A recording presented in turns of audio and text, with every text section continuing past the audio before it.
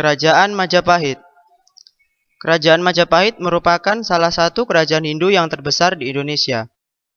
Sumber-sumber sejarah Kerajaan Majapahit sebagian besar berupa kitab sastra, seperti 1.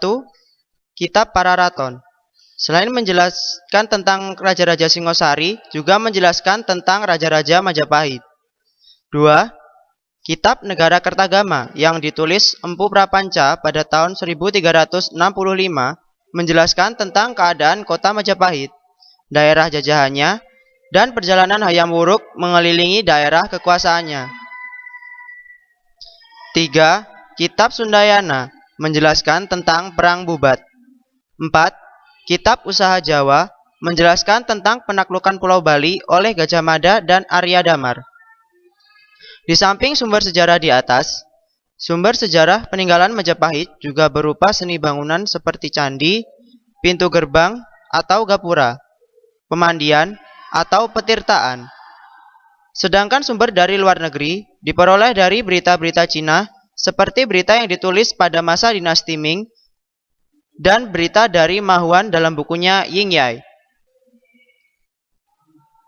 Buku Ma Huan Ying Yai menceritakan tentang keadaan masyarakat dan kota Majapahit tahun 1418 serta berita dari Portugis tahun 1518.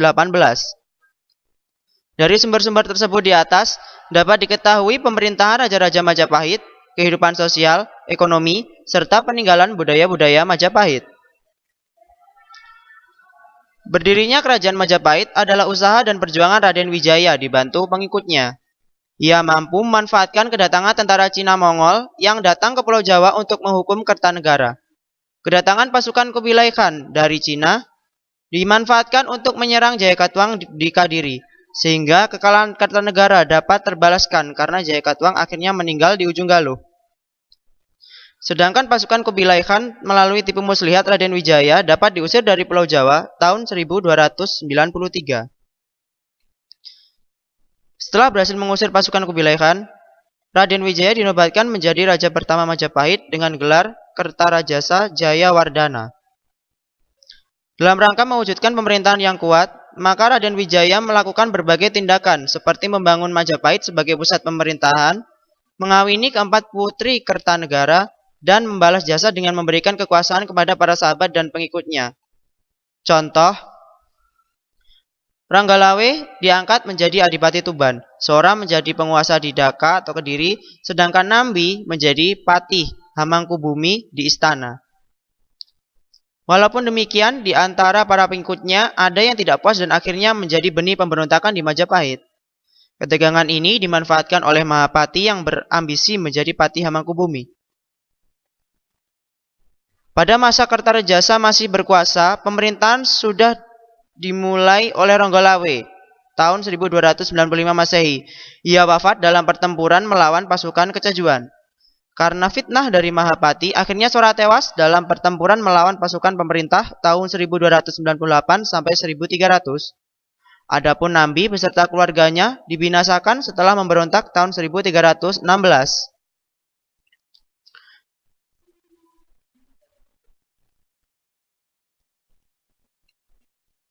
Pemberontakan juga muncul pada masa kepemerintahan Jayanegara atau Kalagret. Karena Jayanegara adalah raja yang lemah, di antara pemberontakan tersebut yang paling berbahaya adalah pemberontakan Kuti tahun 1319, tetapi akhirnya dapat dipadamkan oleh pasukan Bayangkari yang dipimpin oleh Gajah Mada. Atas jasanya, Gajah Mada diangkat menjadi Mahapati Kauripan tahun 1319 dan selanjutnya tahun 1321 diangkat menjadi Patih Daha. Pemberontakan terhadap Majapahit tetap muncul. Pada masa pemerintahan Tribhuwana Tunggadewi, yaitu seperti pemberontakan Sadeng dan Keta di daerah Besuki tahun 1331, dan pemberontakan tersebut juga berhasil dipadamkan oleh Gajah Mada. Atas jasa tersebut, Gajah Mada diangkat menjadi Mahapatih Majapahit tahun 1333. Pada saat pengangkatan tersebut, Gajah Mada mengucapkan suatu sumpah yang disebut Sumpah Palapa. Dengan Sumpah Amukti Palapa,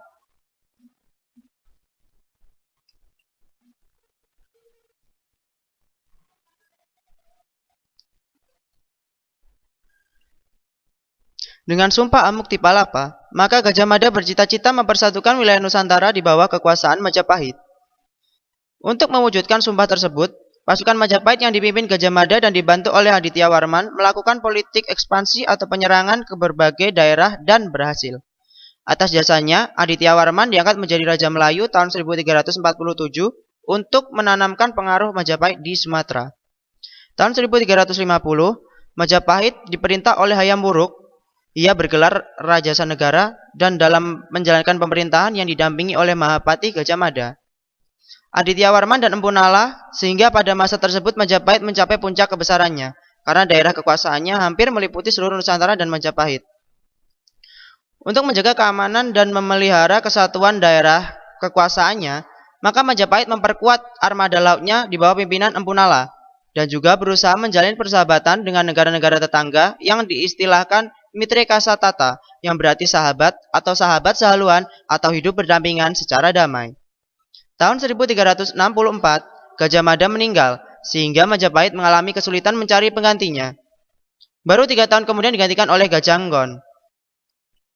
Meninggalnya Gajah Mada sangat berpengaruh terhadap pemerintahan Hayam Wuruk, sehingga pemerintahan Hayam Wuruk mengalami kemunduran. Hayam Wuruk wafat tahun 1389, selanjutnya tahta Majapahit diduduki oleh Wikramawardhana. Pada masa pemerintahan Wikramawardhana tahun 1389 sampai 1429, kehidupan politik Majapahit diwarnai oleh Perang Parekrek atau Perang Saudara antara Wikramawardhana dengan Bre Wirabumi. Perang Parekrek terus berkelanjutan, menyebabkan bintang Majapahit semakin pudar, sehingga banyak daerah-daerah kekuasaannya melepaskan diri. Mengenai runtuhnya kerajaan Majapahit, ada beberapa versi.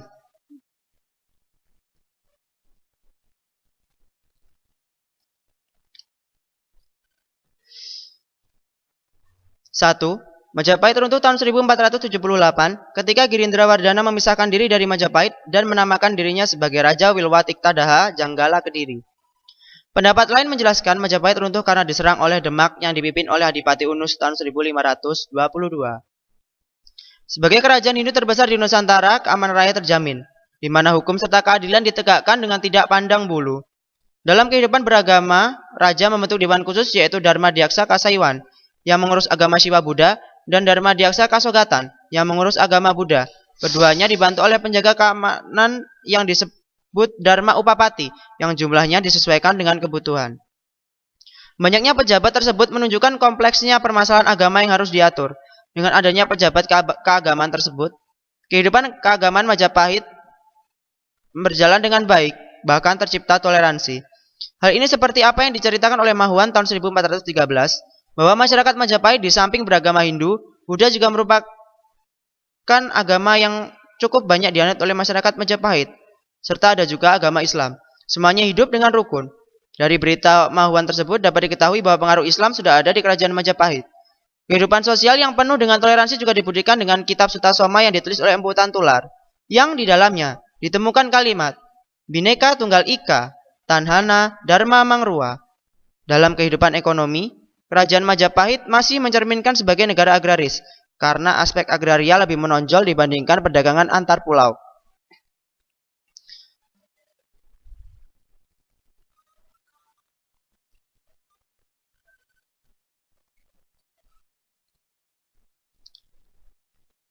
Pemerintahan Majapahit selalu berusaha meningkatkan pertaniannya dengan memperbaiki atau memelihara tanggul sepanjang sungai untuk mencegah banjir, dan di samping itu juga memperbaiki jalan-jalan dan jembatan untuk memperlancar lalu lintas perdagangan. Komoditi perdagangan Majapahit adalah beras dan rempah-rempah. Daerah-daerah pelabuhan seperti Canggu, Surabaya, Gresik, Sedayu, dan Tuban menjadi pusat perdagangan karena menumpang barang dagangan berupa hasil bumi dari daerah pedalaman. Di bidang perdagangan, walaupun tidak semenonjol kerajaan Sriwijaya, banyak pedagang Majapahit berperan sebagai pedagang perantara. Menurut berita dari Cina, Majapahit telah memperdagangkan garam, beras, lada, intan, cengkeh, pala, kayu cendana, dan gading. Banyak pedagang Cina yang membeli barang-barang tersebut dari pedagang Majapahit.